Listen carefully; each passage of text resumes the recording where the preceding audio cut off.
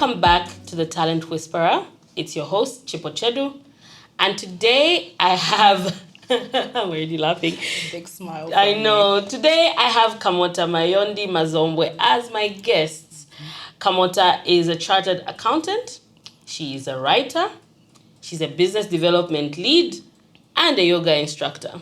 So when God was giving out gifts, Kamota kept coming back to the line. I was selfish. Kept coming back to the line and kept being handed out gifts because sis is talented. Thank you. She has written for international publications, worked for various local and international organizations. She's currently the business development lead at one of the big 4 audit firms. And she's also the founder of Yondi Wellness, where she's the lead yoga instructor. Breathe. That's a lot. So welcome to, I want to say welcome to my favorite chakra Han, as I like to call her, Kamota. So Kamota, welcome to the Talent Whisperer podcast. Thank you. Thank I'm you really, so much. Really Chipo. excited to have you. I'm excited to be here and thank you for that really nice introduction. I feel like, oh, that's me. Go, girl. Yeah. But it's facts. It's facts on facts. It's facts on facts. On facts. Yep. Okay. So here on this podcast, we like to just go a little bit back to try and understand the person. Okay. So I'm going to take you a bit back to young Cam. I like to call you Cam, Killer Cam. Yes. Yes. Back to young Cam. What were you like as a kid? What did you get praised for? What did you like to do? Okay. And then also, what did you get in trouble for? Okay. All right. So taking it all back, and that's really interesting. Lately, I've really been thinking about like my childhood and when I was younger. And I love looking back because it really does give you a bigger picture or help you understand who the person is, how you are, the way that you are. So when I was younger, I got praised for my creativity. So at school, my teacher would always be like, oh, that's a really good, handwriting. My handwriting was very neat. That has since left me with the quickness. So I was really praised for my handwriting. I was praised for my creativity. I did really well in my creative writing. I did really well in art. I would enjoy painting. I really enjoyed writing stories. And my parents are the type of people who keep everything. So I have my under 5 card. I have my grade 3 books, grade 5. I have invoices and receipts of school fees. My parents keep everything. Wow. And in one of my books from I think grade 3, there's a comment. I wrote a story and my teacher said, this is very good, Kamota, read it to the class. So I definitely got praised for storytelling, creativity, and being that's handwriting, really good, and they would put a star if you do really good. So that was what I was praised for. So for you, it showed up early. I think it really did show up early. So I was praised for that. At home, I would say I was praised for good grades. And it was a requirement, which I think is a requirement in a lot of the homes we grow up in. It's kuskulu kupasa, And all of our parents were number one. All of our parents were number one, So I did get praised at home for bringing good grades. I definitely was that type of a child. And then what did I get in trouble for? What did you get in trouble for? So this is interesting about what I got in trouble for. I am a bit of a goody two shoes. So I never got in trouble at school. It was very rare for me to get in trouble at school, especially in the school setting. But at home, I would get in trouble for the following things. There's a list. It's not a long list, but I would get in trouble for these things. Yeah. My mouth. So I was, and I think maybe with age you tone down and you learn appropriateness, But I was the child who, if something isn't right, I'll be like, mommy, but daddy, Yeah. And my dad would be like, you're even talking back. And I remember my dad would be like, the cheek of this girl has cheek. Wama cheek. So I think I'm a cheeky for me. That got me in trouble. So you stayed consistent. I think there was a cheek that and my dad did not appreciate it at all. Not to throw my mom under the bus, but I think I know where I got it from. So there was a trouble I'd get for the way I would answer or I'm a cheeky. I'm a penalty. So that, and also I was a child who was easily grossed out. And I think I remained quite icky about things. I remember like struggling. I'd be the type where like if I'm sent to get a mop, I'll come holding it like this. And not that the mop was dead. I'll just be like, Ew. like ew. Or there's a time I remember my mom told me, "Wala pale savi." Oh God, I was gagging the whole time. Got a fish. And my mom was like, I was, like this is food. You can't be there like. You can't be picky. So those were the things I got in trouble for. So being a bit too about things, and also I'm a cheeky. So, It's so interesting because like I remember you during COVID, and you were like, you probably had sanitizer before COVID. Way before. Yeah, a bit of a germaphobe, and COVID just like took you to the next level. It so took me there. You've also stayed consistent in your Yeah. So that is like really how it's been for me. Those were the things I got praised for, Yeah. and the things I got in trouble for. Did I answer the one other question? Did I miss anything? I don't know anymore. All right. I think we've covered that. Yeah, so that was it, yeah. Okay, then like so let's go to high school now, right? You're in high school. At this point, you probably already. Do you still have your creative streak from primary school? How does that show up in high school? Okay. And when you think about, you're getting closer to grade 11, grade 12, there's that pressure. Why did they used to call it society? Society. Yeah, society. Hello, society. Society. So like you now have the pressure of society, What were you thinking about? What were you thinking you were going to do after school? What were you hopeful for? What were you hoping to study? Yeah, so were you still creative? And then what were you thinking about for after school? Certain aspects of my creativity died a little bit the older that I got. Like as a child, I spent a lot of my time in my head a little bit. I think it's a creative thing. I remember I would make like little comics and stories. So I've been writing stories from as long as time. I remember my dad would go to the farm, and he would go with little books. Like I had a Sobi book, and I'll create these little stories. Yeah. And I would give the characters names. I even remember there was someone called Gauntnet. I don't know Gauntnet. That was a character's name. So the creativity when I was younger was very rampant. I was creating stories and all that stuff.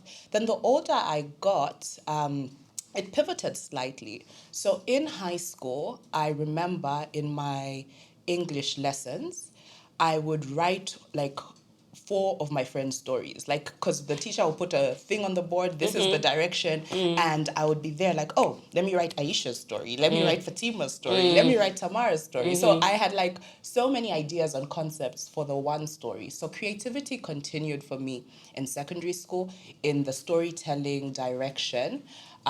School plays, I created the plays, and I'd be like, okay, this is your role, that's your role. So it was there, but the artistic side died slightly. I went to an Islamic school, and so it was also very restricted in terms of how far we could push the artistic boundaries. And not that I'm shading that, it was the system and it's the beliefs, and so you existed in that environment. So there was only so much we could do in art. Some things were not allowed to draw. So that frustrated me as a creative person because I felt confined. I want to do this, but the syllabus doesn't allow us to do this. We can only stay within these parameters. You had to color within the lines. Yeah. So that artistic side of me completely went down, and then the more storytelling and writing continued. I remember my teacher of English encouraged me to submit. Oh, you said that right. Teacher of English. Teacher. Look at you. Well, my mother is a teacher of English, so I better get it right. You better get that right. Yeah, so my teacher of English said, you know what, Kamota, you write really well. You should submit articles to the school newsletter. So every term I would do that. There were speech writing competitions. I would do that. I would participate, and I would get ranked pretty highly. So that was the avenue that I channeled my creativity. Then when it came to a career, I, for the longest time, did not know what I wanted to be when I grow up. And I'm like, oh, snap. When you're younger, I remember when I was younger, there was that pressure to say just the impressive thing, right? Doctor, lawyer. Funny, I've never lied about wanting to be a doctor. People would have died if I ever pursued that. I have never wanted to be a doctor. You'd have been like, ew. Yeah, I have never wanted to be a doctor.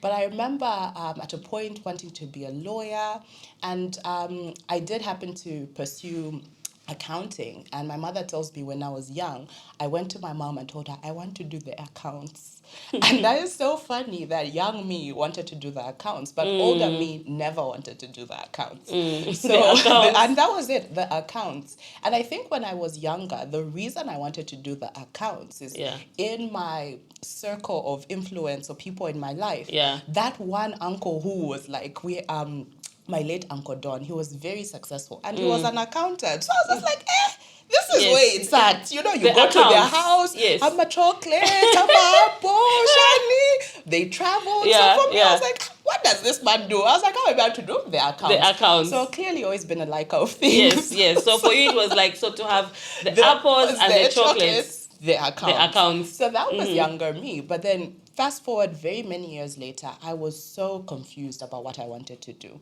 And grades came out. The school I went to, we finished a little bit early. So you finished in grade 11 and all that stuff. So the grades come out and I just did okay. And so for me, I didn't know what I wanted to do. And the grades I had were okay, but I wasn't sure I'd get into like CBU or the University of Zambia, right? So there was also that aspect of, where can my grades get me? But I did shoot a shot. I applied to CBU and the University of Zambia. I can't even remember what school I applied to CBU. I think I applied to the business school. Business school, I don't know if it's changed or it's still only at CBU.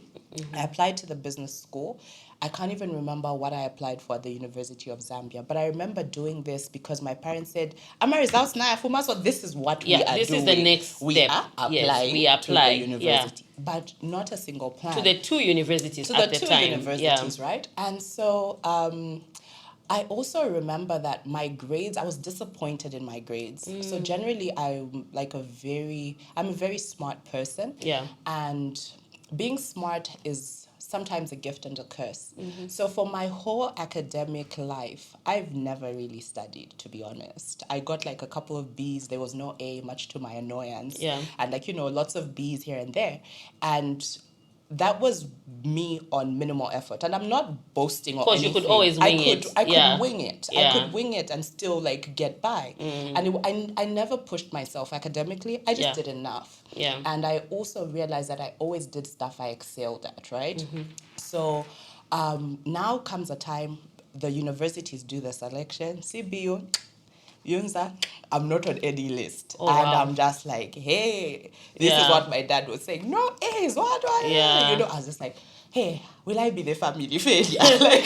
That's just what came down on me. That must have been hard. It was really hard for me. So I was just like, And I come from a family that really weighs highly. A lot of the families we have, they weigh highly on academics, academics, right? Then get into UNZA or CBU. Yes. It was, at the time. These days, there's options. But that time... So for me, I'm like, I'm not here, I'm not there. What will I be? Who am I? I'm just like... So I just saw it was either this or that. And I had put a list down of careers I had wanted. And against accounting, I even wrote hell no. I had put hell no. Wow. And then I'm just like, next best thing. And then there's also that pressure. You're in society, 1 year has passed, your friends are starting to go into institutions, and then you're just like, I'll just be at home, I'll just be that person who's still at home. So I looked around, I was like, what's the next best thing, right? There was a lot of ego involved. Even if I was young, I was like, what's the next best thing? And you're just like, there's accounting, and ACCA is really rated in the market. At the time, it was hot.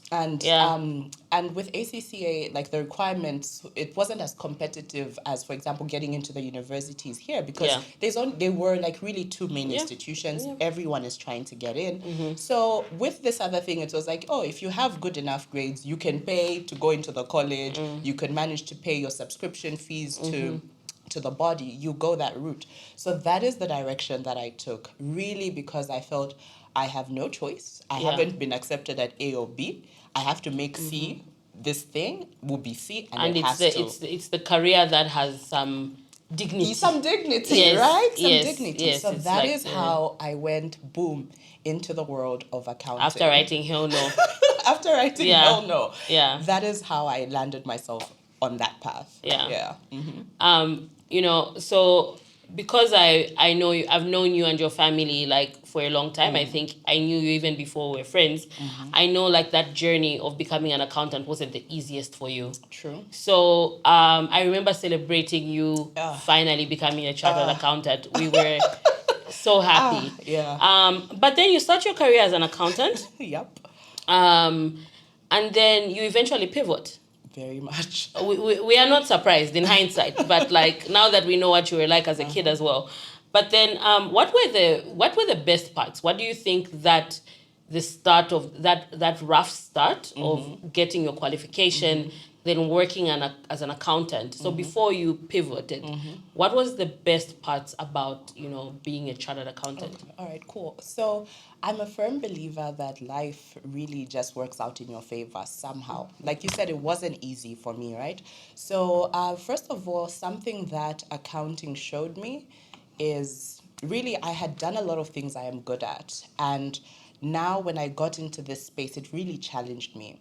You can coast high school. You can't coast college. I remember doing really well the first year. So you couldn't wing it. Then the second year, I failed like everything but one. And I'm like, that was my first time experiencing failure. I had Was never that failed. ACCA too? Yes, That's the ACCA one that too. used to show people flames. It remembered me in the chat.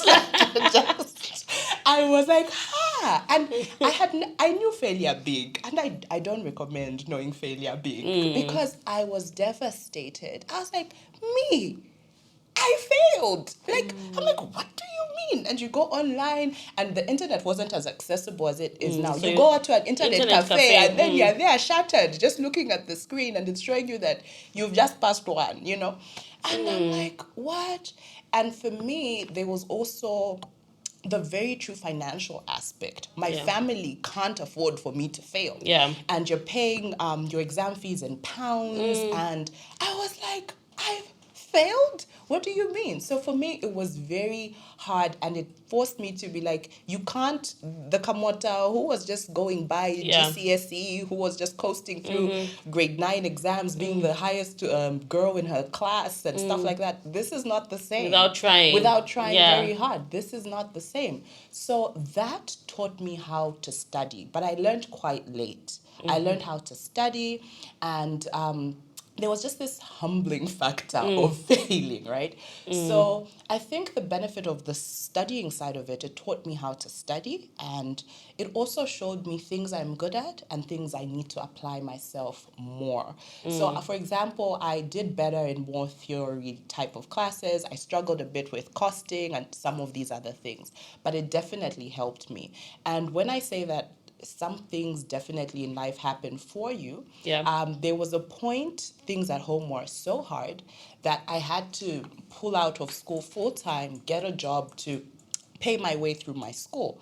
So I always imagine, for example, had I been at the university, would I have had to drop out completely? So the gift of accounting is you can be half an accountant. You could start and stop. With certain things, it's just like, no, but I was in this for 2 years. Like, like degree programs are slightly... You commit, you have to finish. You have they're to not finish. as flexible. Exactly. There's nothing like, oh, but I did 2 years. It really lowers your chances. So the benefit of like having had at least a certain level of my accounting qualifications, it allowed me to work.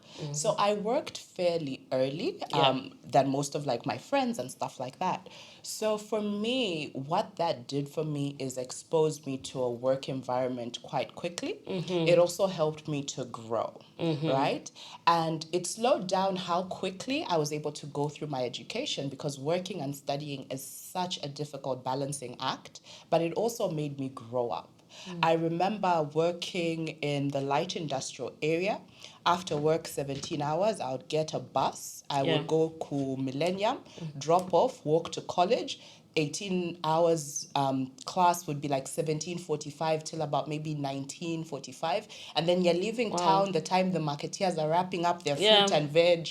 And then the buses are not even in the station. They've moved that building. And that street. Those walks every night for me were like, I'm doing this for a reason. I grew up paying for your own school fees. I knew the value of a kwacha. And I'm like, I'll go paper by paper.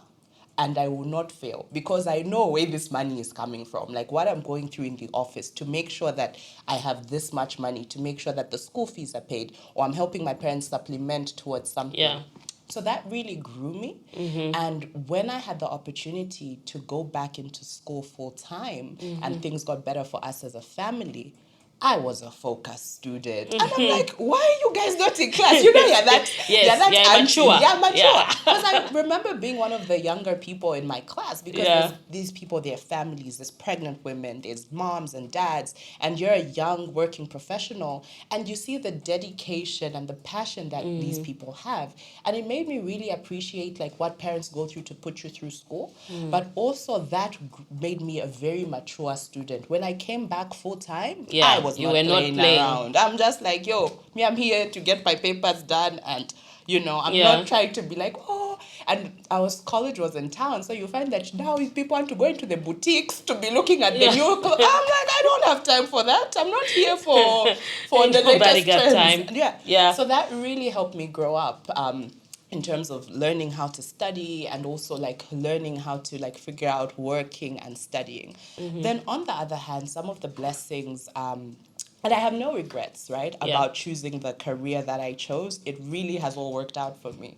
So I also like that I did work in accounting for a while, then I got into audit, and I really love the structure that it gives you, the professionalism that it teaches you.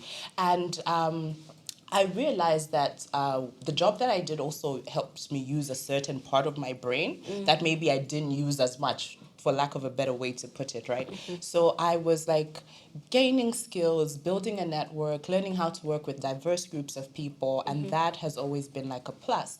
And my mom would always say there's no work experience that is not beneficial to your life. And for me, having been an accountant, having been an auditor, makes me a better creative. In the businesses that I run myself, it makes me more accountable. So there's just certain things and structure that particular life has accorded me to be not your typical creative or not your typical yoga instructor, just because of that exposure to systems, to structure, and that particular environment. And I'm just really appreciative of that because it really just is like, it really has worked out for me. Yeah. I cannot say it was like to my detriment. It really worked out for me. And I love creatives. I love us, bless our soul. But sometimes, bless your hearts. sometimes there's a way that creatives can be floaty. And for me, having been a creative accountant, there's a bit of anchoring that I had or structure that I was forced to have. So, for example, in the accounting spaces, I'd be the more quirky accountant. I remember going to some clients and they'll think I'm in marketing because I like fashion. I'll show up with my kakat and my high-waisted pants. And, you know, not that people in the profession dress frumpy, but I was not your typical, I'm in a suit. It's like, you know, that cute blouse with that cute skirt. The heels need to be speaking to the blouse. And you're probably just bubbly. Like you're walking in with a big smile. Probably You know, I'm bubbly. trying to think of all the accountants I know and if they walk in with big smiles. People always assume you're with the auditors, you know. And then in the creative circles, I think I was the creative, but a bit more not as you know, you know what I mean. I was a bit more. We'll find the English for that. Yeah. So I think it was like a really good balance for me. So yeah, that really is it. But I have no regrets about the thing that I went on to study and the way my career started out. It's been really to my benefit. I love it. Yeah. And then I guess being the friend that, you know, I have this with a lot of people, not just friends, even just like clients, strangers, is I get to have like a front view of people's careers. And as much as I've had, like, I think with yours, I've probably been there from like... You don't know this, but you got me my first job indirectly. Did I? Yes, through my sister. Like, oh, you got me my first job. You got me my very first job. Yeah. Look at you. My very first job was through you. Oh, nice. Yes. Look at me. Talent whispering without even trying. Yeah, my very first job was through you. Nice. I like that. I'm going to remember. We're going to chat about that some more later. But like, oh, nice. Yeah. So what I even lost my train of sorry, thought. look at me. So what I wanted to ask was, I was there when you started to pivot and you were having all these questions, Yeah. and you had angst about like moving from an accountant to like a more marketing role. And I remember you just getting to a point where you knew you had to make the change. And I mean, I get to talk to people who want to make the change sometimes a little too late, with a lot of responsibilities, and they may have to start from scratch. They may have to, take a pay cut. So you kind of made that pivot at the right time, right place, right time. When you look at that time, what was your decision making process like? Okay, all right. And how were you just brave enough? Because you went through the most I did. to get this qualification. And, being a chartered accountant also awards you a certain, When you introduce yourself. when you introduce yourself, There's you a walk different, you brag different, right? And then Yeah. now going into marketing and more entry level marketing. So it feels like starting again. Yeah. What was that decision making like? Okay. And why did you just like go for it? It wasn't easy. It was not easy. So for me, there was a pivotal moment that I was like, this is not the path I want to be on. So for me, that moment was getting promoted. Was getting more money. And instead of exciting me, it scared me. And I was like, so it's possible to keep, like, I'm doing enough to even be like, okay, let's move you up. Why do they keep promoting me? So for me, I got scared. Yeah. And they talk about that thing of success. You have to make sure you're going up the correct ladder. Yeah. And for me, it was in that moment I was like, I'm going up the wrong ladder. Yeah. This is not what I want to be doing for work. And in that moment, I had been having these thoughts and angst about it. I really was like, the person that I am, I'm not a risk taker. That I will tell you. I love security. I need to know where my next paycheck is coming. I don't do no, that is not for me. Yeah. So You don't live on vibes. I don't live on vibes. So I planned. I had an exit strategy. And so for me, I'm a firm believer in let your current thing pay for your next thing. So as I was having those thoughts, I started to structure myself to say, how much money do I need to put away as I am working to help me get to the next thing? And the marketing thing kind of just sort of happened because initially, I always say, like, what I did was very bold because it would be something I think you'd be watching in some movie based in New York City. This girl decides to leave this fancy job and become a yoga instructor. Because, like, first of all, it wasn't even like I went from doing my work in audit to then moving to there was a period of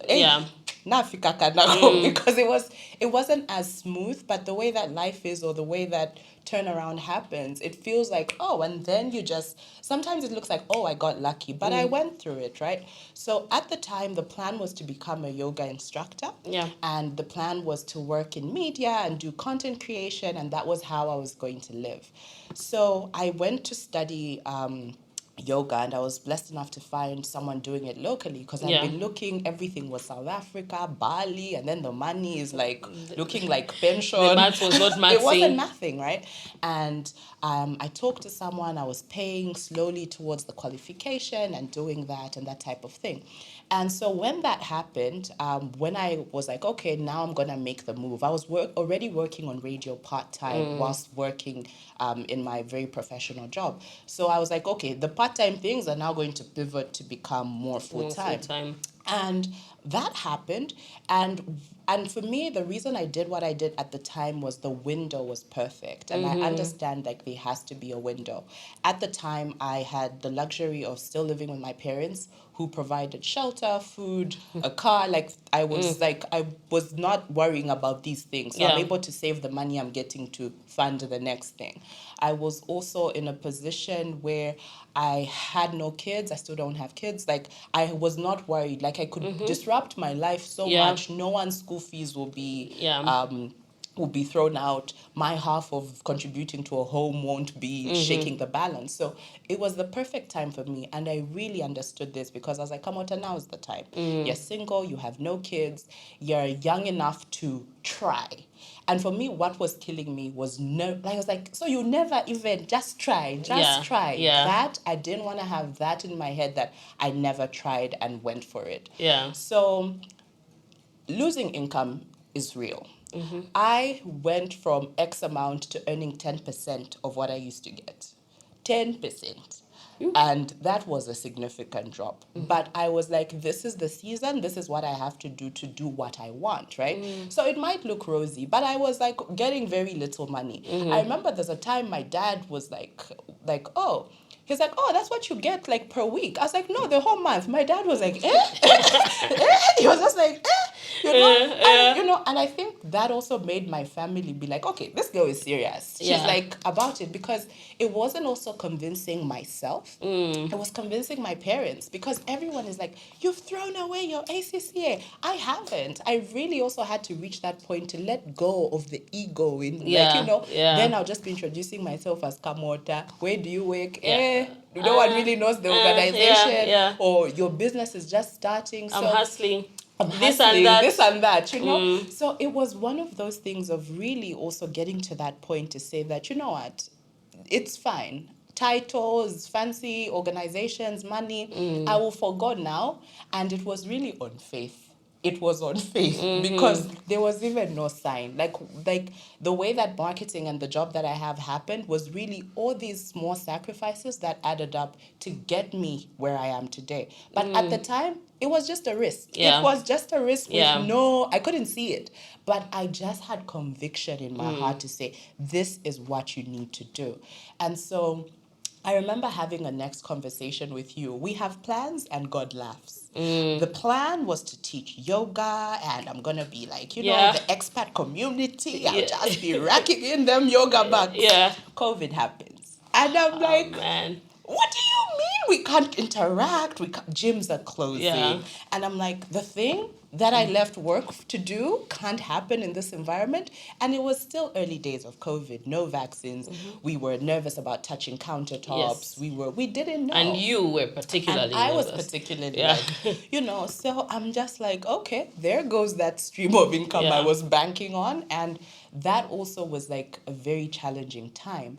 But then going back to like just having faith, and why I always feel like what I studied would never be a bad thing. I remember having this conversation with you. An opportunity came back. And it was like, oh, come and work in accounting. And I was like, I didn't leave this to go back. And I'm like, will I look like a sellout? Because there's also those things of, I'm an entrepreneur. Exactly. These people, you're building someone else's dream. Guys, let us all just respect each other. You do your thing, I'll do my thing. We don't need to compete. My journey doesn't need to make sense for you. But at the time, I was conflicted. I'm like, and then me, I should go back. I'll be a sellout. Yeah. You go commercial. We'll go commercial. And I was so conflicted. Yeah. And I remember having this conversation with you. And I really appreciate the advice that you gave me. You're like, you know what, Kamota, money is a real issue. If you're struggling, no one is feeling it but you. You want to just stay on the hill and just be like, me, I'm doing my own thing. Hill. Right? And that moment, what I realized is there was this quote I had been looking at about use what God gave you. And in that moment for me, I was like, Kamota, the thing God gave you is this accounting qualification. Yeah. Go and do debit and credit. And I went. I said, don't even be proud about it. Yeah. I went and I did it to the best of my ability. I went and I did it with my full heart and with everything I have. And I went back without shame, I said, I'm not going to shame myself for having a real need to have some financial stability. Yeah. And so I did go back. And for me, the blessing is that if I had no qualification, I'll just be there. CMP. Like nothing, bookie. But I had a qualification and I used it. I had skills. And the reason that we get these fancy degrees and these educations and these papers is for them to work to our benefit. Word. So for me, I will always say, if you ever find me working again in this particular industry, if there's a real need, I will do it. Yeah. Because seasons and timing of life are different. And had I not made that decision, it wouldn't have got me the job I have today. So I worked in that organization and I was doing accounting. And I also took it because I was like, okay, let me go back to the other side. It's slightly different. Yeah. And yeah. And the way that life is, something opens up in marketing. And I'm like, teacher me. I raised my hand. I said, I can. I can. And because it's stuff that I have done on the side, it's like even in my previous role, there's things that I would dabble in that were more creative, that were less like related to what I studied. I did actually have skill sets because there's actually a period in my life before I went into like corporate full time. I was making my own money, working as a writer, doing content creation. That paid the bills. I was remote working in 2014, working like with people in that. it was something. And I was she's just on the computer. And I was there like, churning out content, sending it to someone in Cape Town to review. Yeah. And so I was like, I have actually got skills that I can show and present to say, try me for this. Give me a try. And so that is how I found myself for the first time officially pivoting within a structure, within an organization, into work that aligned to stuff I'm passionate about. Yeah. So really, that's how it now came came full circle. But there was loss of income, there was doubt, Yeah. there was insecurities, and it wasn't easy, but it was worth it. It was worth it. Yeah. For sure. Yeah. I love that story. I forgot so many aspects of it. Yeah. And so now, like, I know you actively teach yoga. You're now working in business development. You still have your ACCA, and you still write. You're still writing and content creating. Not as much as I would like, but content creation, yeah. So how do you reconcile these different parts of your career? How do they? What do you instinctively lead with when you meet someone? Because like everywhere you go, the first question, dinner party, church, like no matter where you go, people will always ask you, so what do you do? Right. Like what's your gut like response to what do you do? So when it comes to what do you do, because I do a lot, I think sometimes it can be overwhelming or confusing. Depending on the circle I'm in, I would lead with one thing, and eventually the other thing would definitely come up. So for example, I would say that I'm a business development manager, a yoga instructor.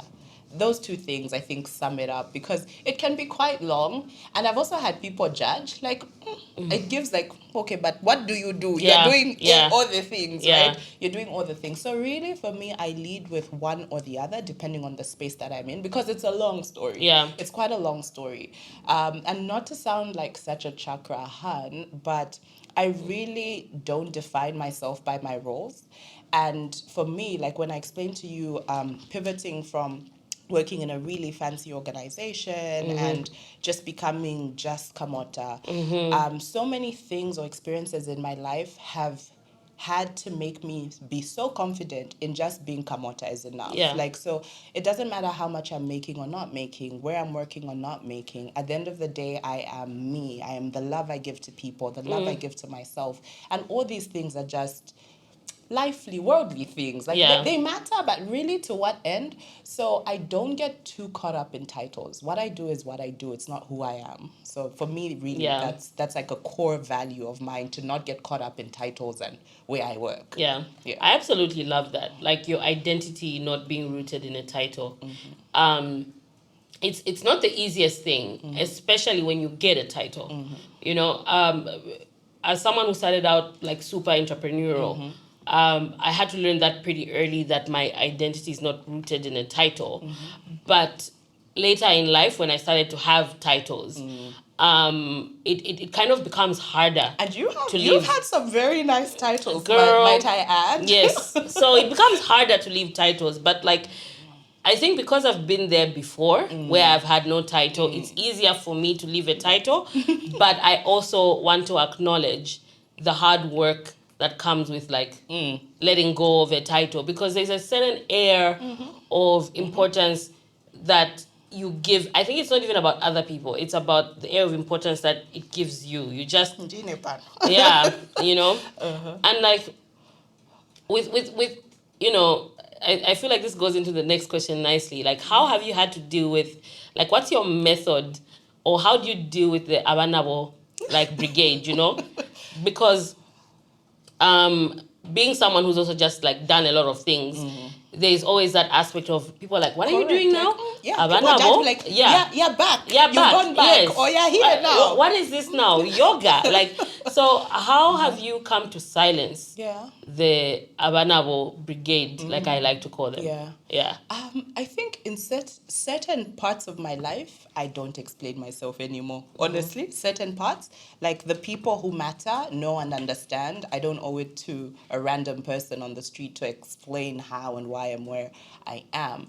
And also because I've reached a point where there's a certain comfort level. Like I know my story. It may seem scattered, but like if you were listening as I explained, it weaves together nicely. It really comes together nicely. In a lovely tapestry. In a lovely tapestry. It does. So for me, life is a journey, right? And Steve Jobs says the dots connect. Connecting the dots. Yes. Yeah. And it might just be looking, but for me, it makes sense. And there'll always be naysayers. There'll always be people who judge. But one thing that I try to always allow myself is seasons and timing. And when I look back to every every section of my life, it's been seasons and timing.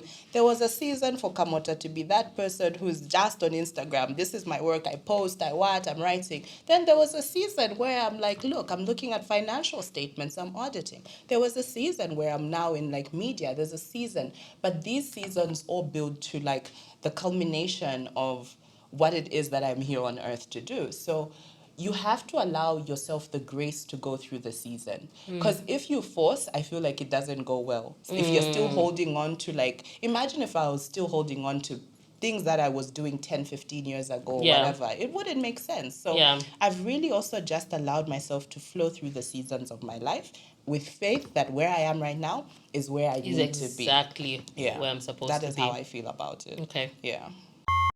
Can I get a top up? Sorry, I hope I'm on time. Time is a fluid concept. It's a fluid concept. I'm just gisting. Yeah, we're just gisting. No. We're actually good. We're actually good. Awesome. Thank you. But time is a fluid concept on this podcast. I don't know how many questions Chipo has, so just pour up. Yeah. All right. Thank you so much, Maya. Yeah, time is a fluid concept on this podcast. So, Kamota, what would you say is your gift?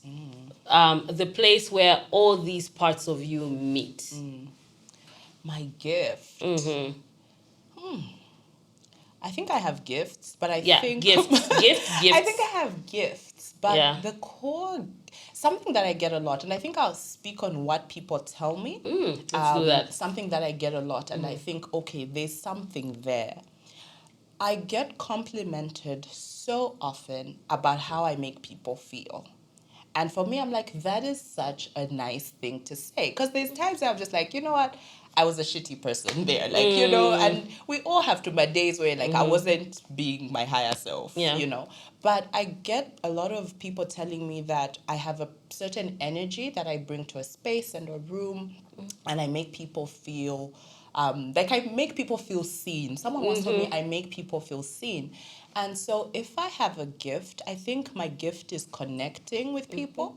I give people audience and chance. I don't choose. As a person, I don't choose. For me, I accord everybody their due respect and attention. I don't care who you are, what your background is.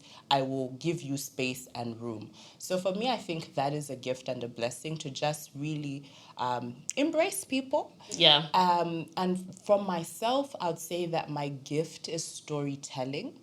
And I remember doing this exercise of like, if you had to have a mission statement for your life, what would your life be?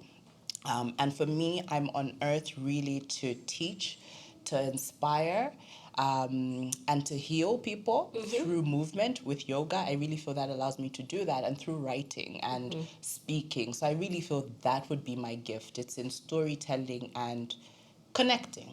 Yeah. I think so. Yeah. Okay. Before we go, let me plug you, sis. So you teach yoga at the Quorum. Yes, I do. Monday and Wednesday. 5:30 p.m. Yeah. Don't say I didn't hook you up. Yes, thank you. Thank you for the plug. always. Well, money, I like you know how I respect money.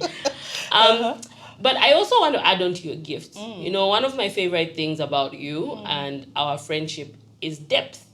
Oh, Like, as much as we connect, you're just deep. Like, I love that our conversations can literally go from talking about, I don't know, Hip hop, Kendrick and Jay-Z, to just like the deepest conversation and just like that space for vulnerability.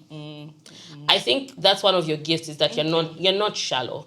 Thank you. Like, you're deep. Like, no matter what, you just go there. And I think the thing that you say, I want to validate what you said, what people say about you. When you say that you don't judge, that's so true. Oh, thank you. Like, our friend Funi and I are always constantly rolling our eyes at you because you just assume the best about everyone and every situation.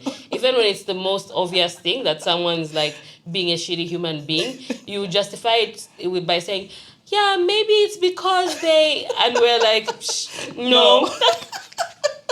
So I think I just want to validate that, like, not only can you connect, you're just deep. And I think in a world where it's easy to be shallow, the easy thing is to speak, like to just like stay on the surface, to not go anywhere in our friendships, to not be honest enough with what we're struggling with, our vulnerabilities. You know, you just allow, you allow for the terrible conversations. You also allow for like the wins.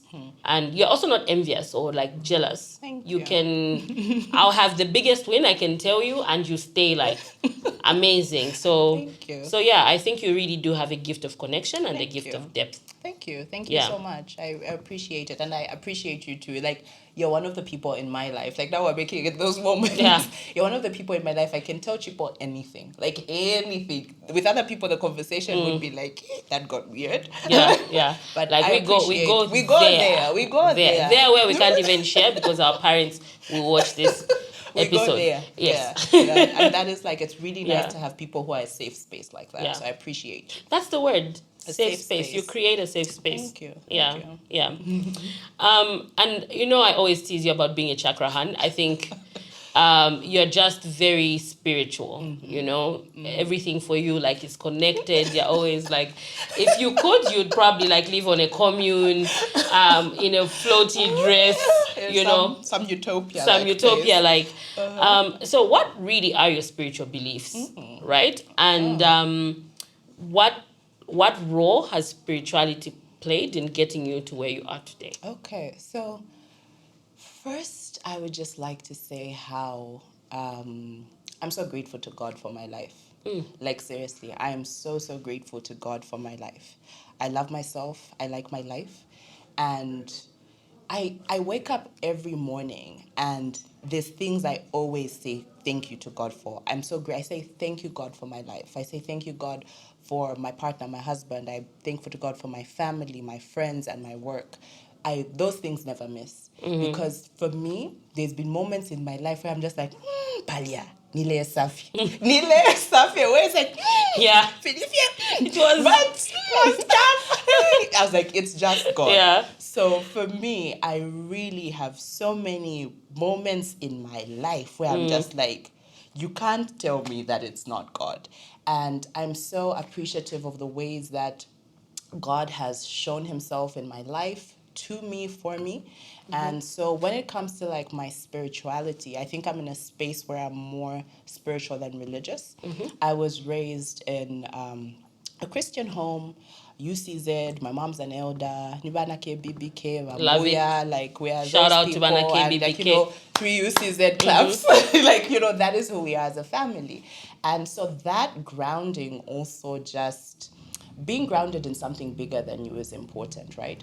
And so for me, I've always felt the presence of God in my life, to be like, okay, there's things where I'm just like, that inner knowing where I'm just like, I need to pivot.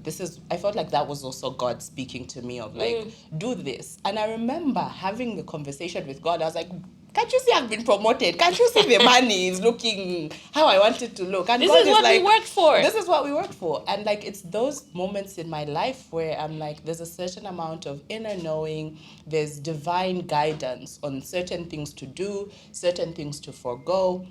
And so when it comes to where I am spiritually, it's a bit difficult to say. I think I'm figuring out a new relationship with God, if I'm being honest. Re-understanding what God is to me in my life. And I think COVID might have forced a lot of us to reanalyze churches or wherever we go for worship, because we were worshiping away from each other. There was less communal type of the Yeah. congregation aspect of it had sort of dwindled. So with me, do I believe in God? Absolutely. And God has definitely been a constant presence in my life, guiding me, keeping me, protecting me, and just showering me with abundance and opportunities and blessings.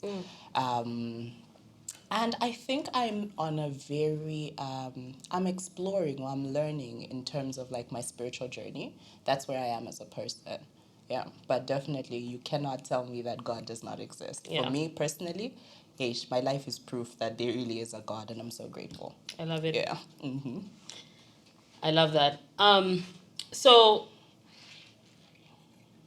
this question is going to come out a little weird, but Okay. like, yeah, Should I take a big sip? take a sip. Um, do you think you're special? Yes. Love it. Yeah, because it's like I didn't want to come out like, do you think you're special? Yes. So Special. you're so, So special.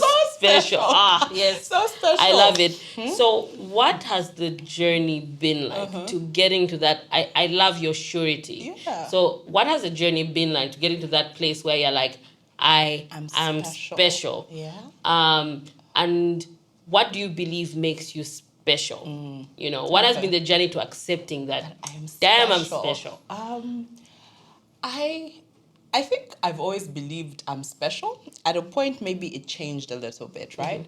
So in terms of like what makes me special, it's many things, right? And I really believe that we're all so unique, right? As like no one will be you, regardless of whether they studied the same thing as you. They like there's just little things about like your environment, your genetics, your experiences that will make you special, right? Yeah. And for me, I think I learned I was special young, then I lost it. And I think children come into this world thinking Yeah, that ndini bano, every like child, me, every 2-3 year old, Yeah, right? walk around the world like I own yeah, this place, right? yeah, like they're Yeah, special. so for me, Love I it. think I that childishness or Yeah. naivete kids have of like, oh, I'm like so special, and if you're blessed and you grew up in a home where there's love and stuff like that. Someone told me something. My husband actually recently told me. He's like, when I met you, you have energy of a person who you can see they come from a home where they're loved, and I can't lie.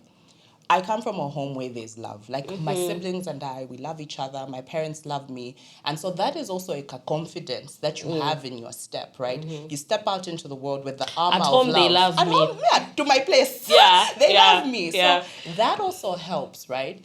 And for me, my mother, I love my mother. My mother is the reason I believe I that love your there's a mother. God. Like God's love and the mother's love. That like mothers are awesome. God bless mothers. Yeah. My mother has always been an affirmation to me. Like, and I remember like, well, this is a bit of a digressing. No, let's digress. Yeah. Let's digress. When you're dark in Zambian families, they'll be like, that type of thing. Don't I know it? Yeah, so you're just like the dark sister or the dark one and stuff like that. You know, they But should act like they that should is stop. It's the worst. They should yes. stop. They really should stop. So like Another my mom, podcast, another day. But my gosh. mom has always been that person who like just would be like, you're beautiful and stuff like that. And I actually have this moment like in my memory when I remember my mother like just saying like, no. There's a time I failed my ACCA really badly. And I cried. Chipo, like I had relatives calling me like to check, like, is Kamota okay? Things were not okay. I cried and I was crying so badly in my mom's lap, and I'm like, I can't do this anymore. Like I've tried, and for me, I was in pain. I hope I don't get emotional. I don't want to be the first one to cry on the podcast. Let's cry. Let's do it. I was so emotional. Like pain. Yeah. I was in pain. Like, mommy, like it was an exam where you've fought, you've scrambled to find every pound, and then you fail. I was shattered. I was crying and I was saying I'm a failure. the way my mother changed. I did not give birth to a failure. Kamota, like my mother spoke life into me. She just refused. Like you can't tell me, my child. I'm getting emotional. And my mom was just like, Kamota. My mom was like, no, my child, me, the child I birthed. My mom was just like, thank you.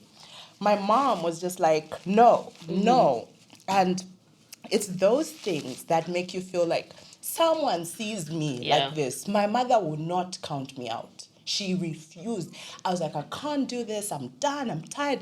You know, as in, it was shouting at you with love. Like, you are not those things. She like, you know, that rebuking, like this, like, you are my child. You can do it. Like, we are not failing here. Like, you might be down, but you're not out. And so those type of things, for me, that's who my mother is in my life. She's like an affirmation. Or she affirms me in like my dark beauty, my tallness. My mom was always those people like, you know, like you'd be like teased for being too skinny or too tall. And my mom was like, you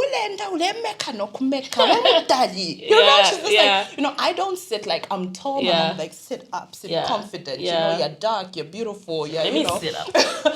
So it's those things that also just reinforce like your specialness. Even sometimes I think even when you're older, you need to be reminded of that. And so now going back to like, oh, I'm special.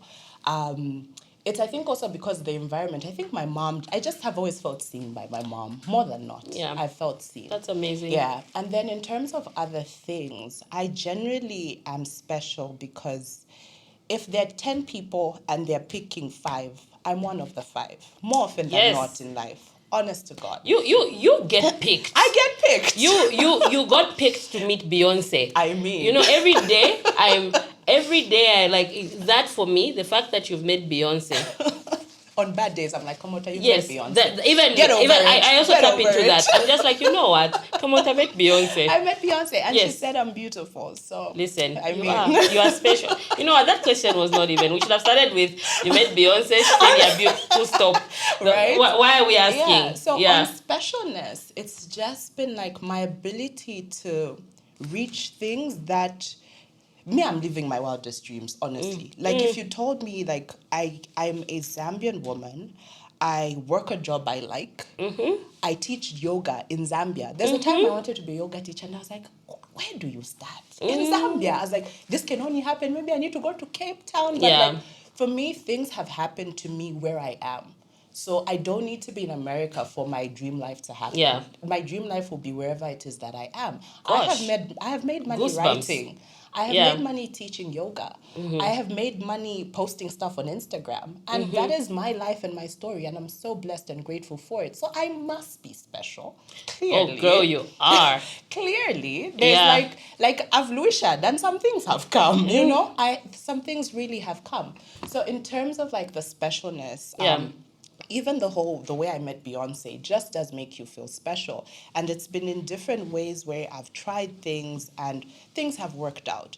And it's not special just because I'm special. I also have qualities and gifts that I use to help me get the things that I aspire for.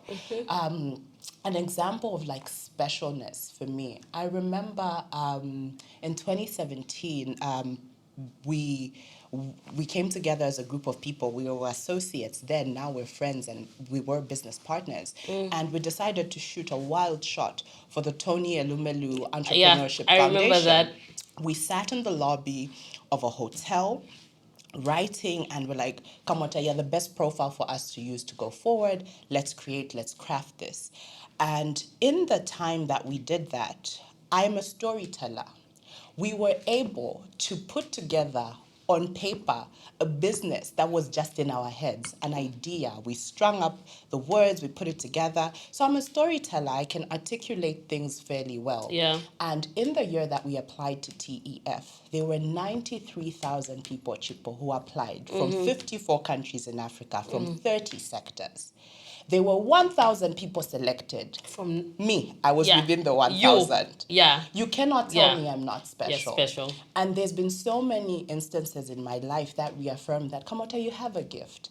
I have shot shots to publications and I might not have got selected, but they gave me constructive feedback. Yes. Someone from the New York Times to be like, this is a good article, but right now, this is not what we're looking for. Nice. So I always have found that I am special. I have a gift. And I'm not just special because, oh, no, I'm pretty, or no, because we had like a rough patch in life and now this is my come up story. No. I am special because I have gifts and talents that I hone, that I craft, that I work on, and that allow me to stand out. It's not by chance, like it's actually something.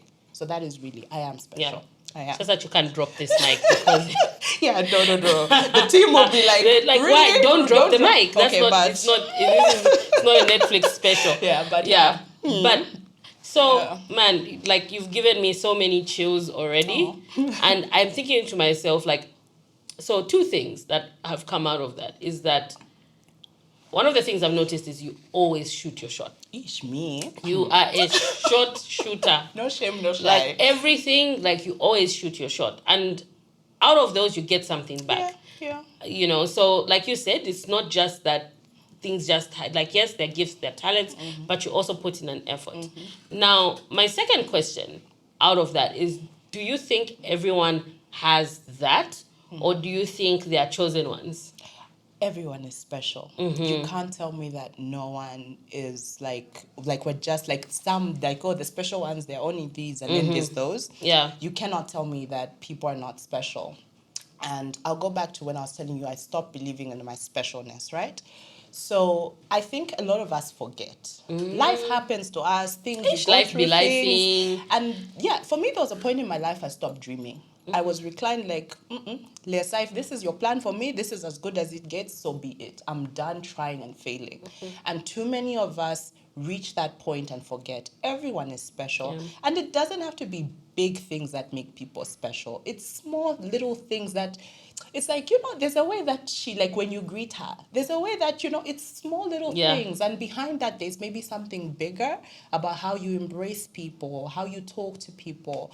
And it's really just learning what makes you special and not shying away from it. Because we're also in a society that sometimes kills people special. It's that type of thing. Because like for me, this people just like, probably like, she's always applying for things. But like, I don't win everything, but I will try. So I think it's about blocking naysayers to specialness. Because sometimes people are just like, alilandi kisha. And maybe that's your gift, right? Or like maybe you're more of an observer, you're introverted, and it takes you a while, like, shishita. So we start to label people, and it starts and then you shrinking. start to discount yourself, you start to shrink and discount yourself. So it's those type of things. I really do think everybody is special in different avenues, because like from like my religious beliefs, like, we are made in God's image, and we live in such a beautiful world. Like, there's times that I look at the sunset and I'm like, wow, wonderful. This is just wonderful, And then I'm like, and then God made us in his image, and like, there's no way, because like trees, even just when you look at a tree is amazing. Like the things that it does, the oxygen, the photosynthesis in the leaves. That's special. Each of us have something. Like, you can't tell me God just made, like, this one, vanilla. Nothing. Just go out. When you put it that way, even just the fact that, like, when you talked about photosynthesis, I just thought about all the things happening in my body and in your body right now. And we're still here. Like, if that isn't special. If that isn't special, we're all special. It doesn't have to be like in... And some of us are special in less obvious ways. Right? I think, like, for example, if you look at athletes, it's so obvious where they're special. But some of us, our specialness is not as obvious. You'd never know what I can write if you've never read my work. So our specialness is in different avenues, and we just need to embrace it as an individual, and also see a good thing in someone and encourage it. Not see a good thing and encourage it. And encourage it. I think that's really important. And encourage it. And especially...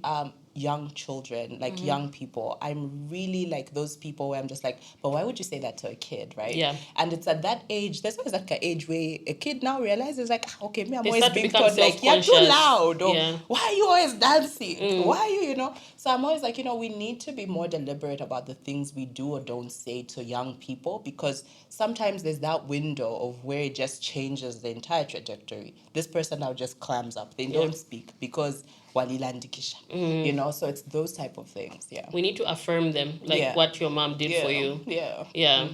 Yeah. And so it's I had this question about, like, you know, trauma becoming a roadblock. Did you? No, I have a tissue. So Yeah, you have a tissue, good, right? Yeah, about trauma becoming a roadblock, and it sounds like there's the words that obviously, like we just talked about, that make, you know, you're young and you hear all these things and you start to climb up, and then there's trauma. And I think now, after like learning about trauma, after being through therapy myself, you and I have had conversations about this, you realize that we probably all have some kind of trauma, you know? Yeah. How much of that do you think is a roadblock to people getting to that point where they feel special, they feel seen, and it doesn't have to be that, not everybody has to be a celebrity, not everybody has to be a creative, but in your lane, you know, you start to live out of that specialness, out of your gifts, you know. How much do you think trauma is like a roadblock? I think it's a massive roadblock, because trauma could be different things, right? It could be an experience, it could be, it's different things, right? And I read a book some time back about all trauma being valid. There's no comparison. And someone once told me poverty is traumatic. And I was like, you know what? That is valid. Like, so it does, like, there's all type of trauma, mental torture, physical torture, abuse, but trauma is trauma, and it has the power to really change the trajectory of someone's life, right? So how much of it is a roadblock? It remains a roadblock when we're not willing to address it, because we constantly start to live from that point of pain, or live from that point of being capped. And for me, there's things in my life that I could say, these are maybe things that hindered me, or these are maybe things that made me shrink myself, and I should have been more embracing and more out there.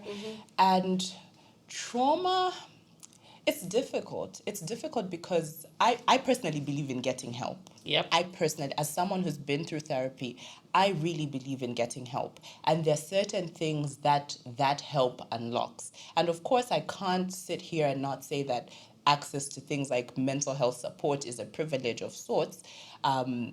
But there's also ways to be self-aware. And I think self-awareness is an inward journey that we can all take to start to realize, like, okay, but inenda sasuka anyhow. And then you just start to realize, like, okay, when I'm getting to that point, maybe, like, why is it that every time that someone tells me this is like a soft spot? And I think usually the way that life is, I truly believe that each of us have a journey towards a certain enlightenment. And part of that journey involves that introspection of asking yourself certain things, right? For me, I had a point in my life where abundance was not a concept that I reveled in. And it was just like a mental block for me. Yeah. Like, it sometimes felt like there's those people, then there's EC. And when you go through life with that, it also is a hindrance. There'll be jobs that you'll see, but they seem like, it's for those people. Yeah. There's partners you'll see, and you'll be like, me. It's for those people. Because for me, I really, really believe there's nothing too good for me. And I believe it with conviction. Amen. There's nothing too good for me with conviction. And I wouldn't be in this place if I hadn't introspected to be like, why do you want to be those people? Like because you were there. Because you were there. You were at a point where you never used to think the things were for you. If this is the type of life that's available to me, so be it. And it's those things that stop you. So, for example, if that's the mindset you're operating in, you won't apply for certain opportunities, you won't go to certain places, you won't live a certain lifestyle because you're living from a point of being apologetic about it and it's just your block. And of course, there's so many types of trauma which are all valid that people have that shape the way they move through life. If it's either you're more judgmental of people, you're less trusting, there's all these things that are valid, but really trauma and our trauma responses are there because mentally we're protecting ourselves. Yeah. It's what we know, right? But I think we need to be intentional about seeking support that helps us remove these blocks because there's so much life to be lived outside of trauma responses or outside of negativity.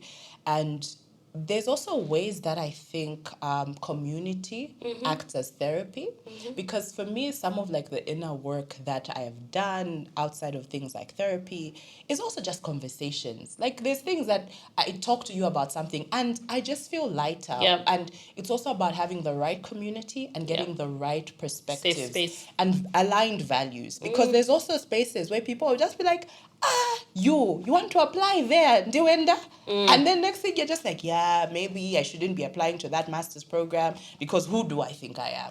You know, so I think it's about community, it's about being aware and wanting to actually do better for yourself. It's a want. You need to want You it. need to want it. Yeah. Yeah, and yeah, I love that. And I think one of the cheapest ways to get through some of these things is just to stop having shallow conversations. Like go there. Yeah, shallow Go conversations. there. The more I grow up, the more they irk me. I'm like, no, let's address let's go there, let's know? address issues. Okay, so you and I have, been friends for a while. We've been figuring out, I feel like I met you when I was figuring out adulthood, right? We weren't friends when we were younger. When we were younger, I was friends with your older sister. Yeah. I feel like I'm friends with so many people in your family. You're Just our relative. give me a name. Yeah, just our relative. Give me a name. Yeah. But you and I have like walked quite a journey together. We've laughed, we've cried, We've had drinks, we've danced, you just got married and I was there for that. And like after all this adulting, when you look back to 17-year-old Kamota, wondering, confused about what she's going to do, not being accepted at CBU or UNZA and just, shattered. Like, what would you say to her? Hey, 17, me. There's a lot I'd say to myself, hey? First of all, I would just like to say, like, we're doing amazing. We did it, we're doing good. We're Did doing it, sweetie? good. Yeah, you're doing amazing, sweetie. Because I'll digress a little bit, right? Like a lot of some of the things that I'm doing is a bit uncharted, right? And like, for example, some of the things that you're doing, our generation, are slightly more entrepreneur. Our parents were the generation where they worked more. One or two here and there, you have friends who their parents were going the entrepreneur route. Yep. And depending on what you're doing, there was no blueprint. Like who in your family could you talk to about establishing this amazing talent whisperer? Nobody.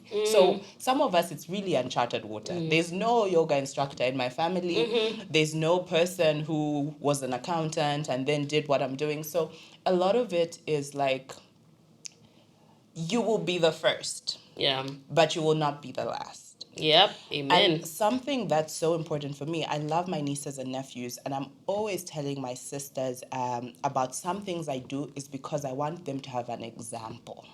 It's not just about me. I want them to have an example. I want them to understand that you can have an alternative career. You don't just have to be a teacher, lawyer, doctor. You can do something different. So there's certain things in my life that I'm so intentional. I'm like, this is just not about me. It's about generational things that I'm opening. You can be single, live in a flat by yourself. You don't need to be married to live a certain type of life. And I'm like, come to my flat, let's have a meal together. I want you to see that it's possible for a woman to be single, live by herself, and live really well by herself, right?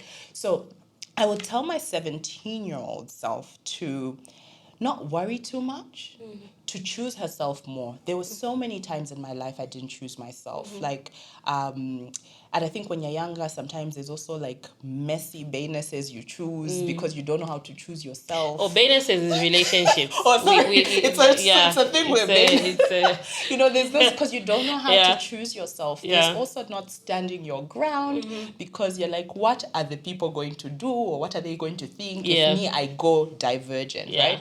But of course, I think I would also tell my young self to be patient. Because there's seasons and timings, right? There's being 17, there's like that decade, then there's your 20s, there's your 30s, which is the decade I'm in now. And we get to know ourselves more. And there's a certain amount of self-confidence that I have that I would never have had at 17. And I don't even think I would have expected it from a 17-year-old. But to my 17-year-old self, I would say, I love you, I choose you, and I have been choosing you so hard, so hard. And I am so proud of the person that you are and the woman that you're becoming. And I love me so much, Monty. I love me. And not in a vain way. I'm just so appreciative of who I am. And something that I intentionally have usually in my house, I have a picture of myself at 3 years old. And sometimes I just pass that picture and just do like, girl, I love you. Because it's also about reparenting yourself and re-loving yourself and choosing and pivoting different for the person that you were. And the dreams that girl had, that Kamota had, I am living part of those dreams. And there's so much I'm still yet to do. But for me, it's a reminder of like, Kamota, this person is you. And you need to do things that this person will be like, yeah, Fiapanga sense. We did it. We did it. Well done, girl. Well done, girl. So I think it's about constantly choosing yourself and loving yourself so hard. Yeah, she would be proud. Yeah, I think so. 17-year-old Cam would be I think proud. should be proud. Yeah, she worried and she felt like a failure at the time. Something but would shock her, but she'll be proud. We did what? We did what? But she'll be really proud. She'll be proud. I'm doing her solid. Yeah, solid. you are, for sure. Yeah. Okay, so we're almost at the end. I feel like this has been an amazing conversation. Already? Hey, imagine! Girl! Already? Because you and I talk for hours, even just on the phone, you know? So, how we end this podcast is we honor the interviewer in Chipo. And at the end of every interview, I always throw back questions to the interviewee. So, Kamota, do you have any questions for me before we close? Yeah, I think I have. I didn't think about this like ahead. So anyway, I think that's a good thing. I try not to prepare people because I don't want them to be like, come with, like, let me just grab the list. No, I don't want questions that are too hard. So I really have love and admiration from you. And what I'd like to know from you is, and I want people to know because like you have a following and an audience from the podcast, is you don't always get it right. Right? Yeah. No. How do you bounce back from like, I got it so wrong? And from like a professional perspective, how do you bounce back from like, I got it so wrong? So I used to be very hard on myself. The simplest mistakes, typoing an email, or saying the wrong thing, doing the wrong thing, I used to take it very hard and I'll dwell. So it hasn't been the easiest thing to learn how to make mistakes and take them, right? And also just know that they are mistakes and to separate myself from work. So that I learned through coaching. I was lucky enough at one of the organizations that I was to actually get an executive coach at the time who is still my coach. 5 years later, he's still my coach. And I don't know if he knows this. He watches this. He's not going, we're not for life, you know? I hope he knows. But he helped me start to separate me from work. Like, Chipo, you're not your work. You know what you were saying about you're not your titles, you're not... Because for me, the emotion that would come with a failure at work was the same emotion that would come like you failed in life, right? So he helped me learn how to separate the work, and the work will never be perfect. You can always try, you can be excellent, but you can't be perfect, right?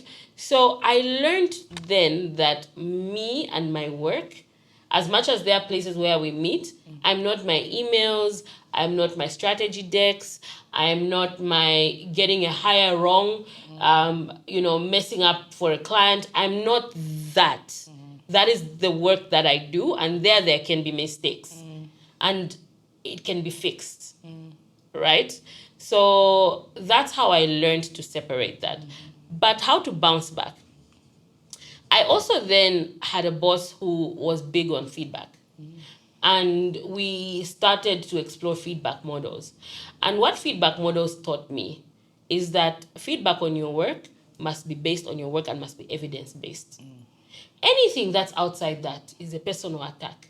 And if you go outside my work to give me feedback, I'll know that there's something. It's you. There's something. It's not about me. You're just looking for something, and it's an insecurity that you have.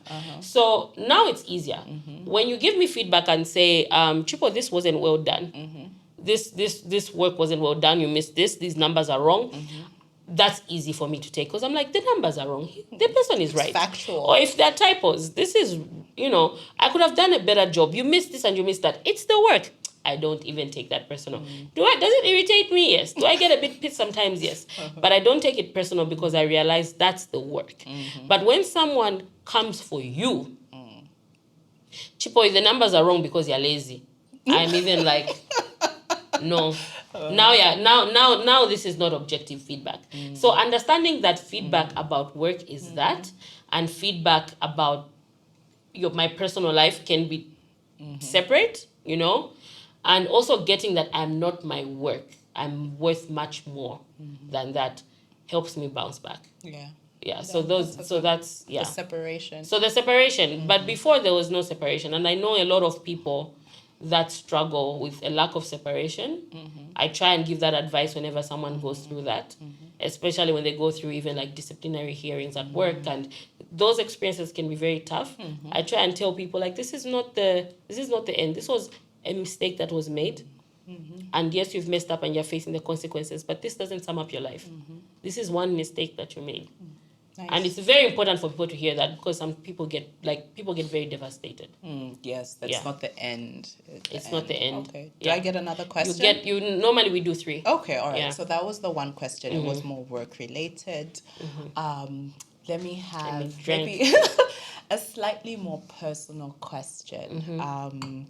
What do I think I know you pretty well, so I'm thinking what would I want people to also know about you?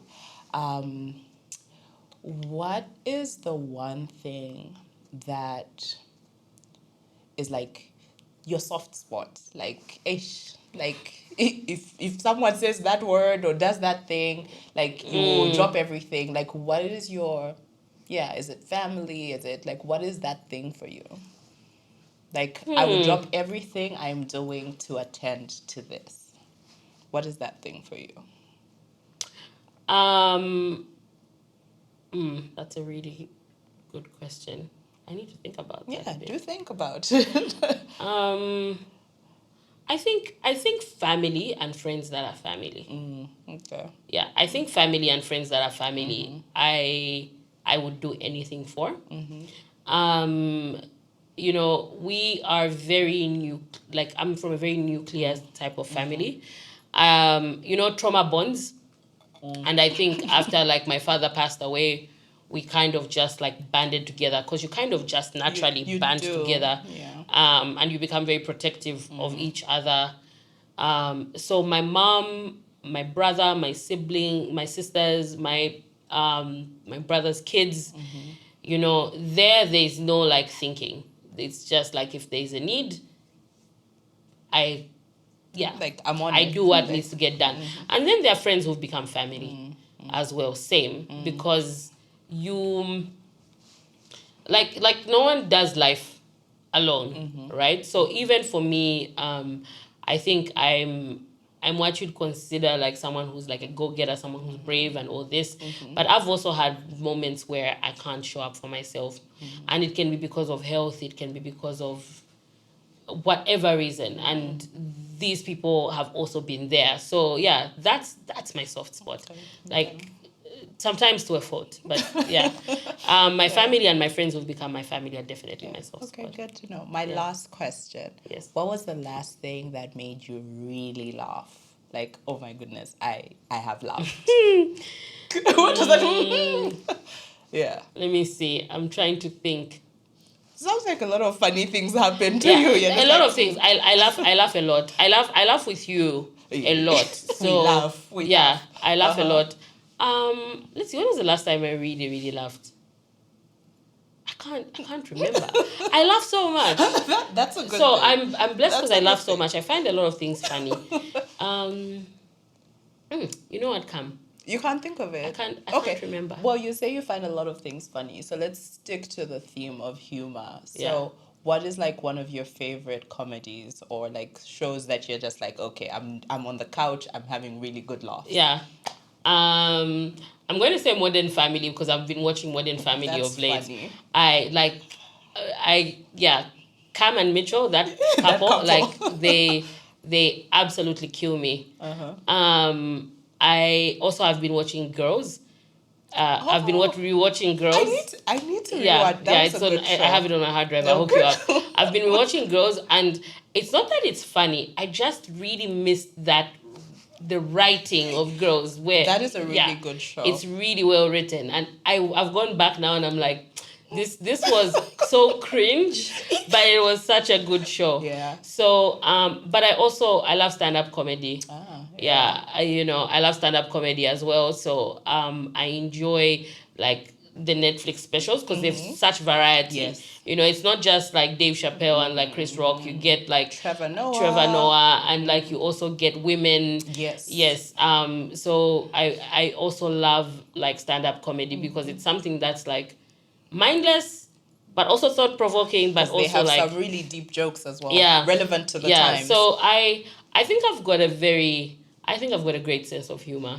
I think you do. Yeah, I think I've got a great sense of humor. So I think I can be funny, but also I enjoy my funny. Yeah, awesome. Yeah. Well, I'm glad I got my 3 questions. Oh, yeah, those are very good questions. Thank you. I try. Yeah, I try. So so thanks, Cam. This was as amazing as I thought it would be. I knew we would have a great conversations because we always do, but I also just needed to consciously stop it. Because I've got questions here I haven't asked you, but I'm like, we won't stop talking. Yeah. So thank you so much for being so open. This was really fun. Thank you. Yeah, you got me crying. Yeah, and come back. Okay, if that's a possibility, yeah. I'm like, there's more to We'll make it happen in season 4. Okay, I like that. Longevity. Yes, Season 4, catch me. So yeah. Thank you, Chipo. I love being here. Thank you. Yeah. Thanks, friend. Alrighty. Okay. So thank you so much for tuning in for another episode of The Talent Whisperer with our guest Kamota Mayondi Mazombwe. It was such. I hope you can feel how amazing that conversation was. If you haven't yet subscribed, please subscribe to this channel, and you'll be notified the next time we have a video up. So cheers. Thank you.